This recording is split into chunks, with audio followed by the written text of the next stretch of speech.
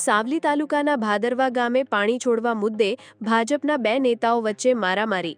હાલના સરપંચપતિ મહિપતસિંહ રાણા અને પૂર્વ સરપંચપતિ અશોક ગામેચી વચ્ચે બવાલ થઈ. મારામારીનો વિડીયો વાયરલ થતાં સમગ્ર પંથકમાં ચર્ચાનો વિષય બન્યો છે.